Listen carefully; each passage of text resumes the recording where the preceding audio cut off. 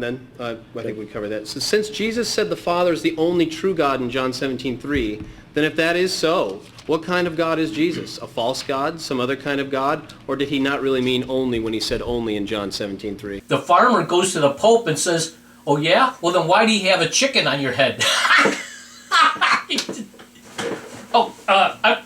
I'm sorry, my bad. But it was what? I'm sorry, what was the question? What kind of God is Jesus? Huh? What kind of God is Jesus? What? What kind of God is Jesus? What kind of question is that? And so the Father is the only true God. Absolutely, absolutely. In a sense. And what sense is that? I have absolutely no idea. My pastor tells me his stuff. I know he's accurate. He wouldn't lie to me. He's schizophrenic, but... Well, that's an assumption that it refers to both of them collectively and not one individually. What? What kind of crank is that? I mean, you don't even know the man. I think it's clear in Scripture. It's very evident. Jesus is God, and He is the true God. I think it's very clear. It's clear for everyone. For you? For who? For you? For me? For you? I asked you first. The point is, though, is Jesus correct that the Father is the only true God? Well, what other kind of God would He be? Well, but that's the question. What's the question? The Father is the only true God. But that's a statement, not a question, isn't it? That's the question. The question is it a question or a statement? Then what kind of God is Jesus? True God? Wait. That's a trick question. We all know what only true God means. Is he correct in when he said that the Father was the only true God? Well, I've never known Jesus to be wrong about anything. I assume there's one category of true God, and I assume there's one person in that category, the Father. That's what Jesus said. Do you agree with it? Never assume. When you assume, you make an ass of yourself. That's what my grandfather used to tell me. You don't agree with it? See, it works. How many persons did Jesus place in the category of the true God?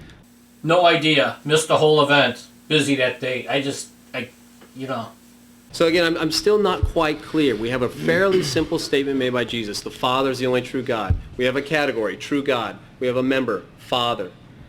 Are there any other members to the category of true God according to Jesus' statement in John 17:3? It appears that you're basing your statements on the assumption that you think you know what you're talking about. I'm not assuming any such thing. I'm just... And rightfully so. Imagine dragging me out of bed in the middle of the afternoon. Come down here. Why, this is disgusting. And I'm outraged. That's what I am. Why, if I had a yardstick, I'd beat you to within an inch of your life, young man. Yeah, disgusting. Now, I'm sorry, what was the question again? Are there any other members in the category of the true God other than the Father according to Jesus in John 17:3? Who's that question for? For you? Me? For you? That's a good question. Let me get back to you next week. Who is identified as the only true God according to Jesus in John 17:3? Wrong. Who's on first? You're making an argument about a different point. Well, you're the one that brought it up. My point is that in John 17:3, we're talking about the only true God, monotheism. Yes. Who's identified as the only true God? The Father. See? See? Now, you knew it all along, didn't you? He knew it all along, didn't he? Sure he did. Yeah. Tricky devil. You gotta watch this guy. So, what's your point, Arius? Where are you going with this? If the Father is the one identified as the only true God, and that's monotheism, on what basis do you change the categorization of the Father as the only true God by Jesus? I didn't change nothing, man. I'm just sitting here listening to you blabber and eating my apple. Now that one I hold against you. If Jesus can tell the truth as an incarnate person, then he can certainly say that the true God is more than one person. He didn't. Do you accept his statement or not? I object. That's an argument from silence, so now you need to shut up. How about his statement that the Father is the only true God? Boy, I'll tell you something. You're like a broken record, you know? Change the subject or I'm going to go take a nap. Okay. Well, we're getting the same result with each question. What is the name given to Jesus in Philippians 2:9-11 that is above every other name, or every name? Yes. Well, yes.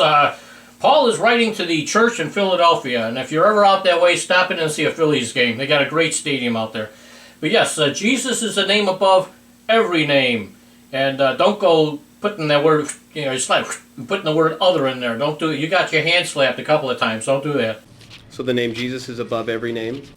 Yes, Jesus is the name above every name. I think I just said that, didn't I?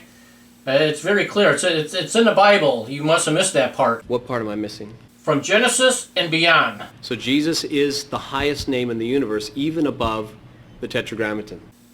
What? Tetra? What? The Tetragrammaton. The Tetragrammaton. The Tetragrammaton. Megagravitron. Isn't that one of the Transformers? So, if the I have no idea what you just said. So did he still? I don't know what is that man saying? I don't know what he's saying. Right, that's my point.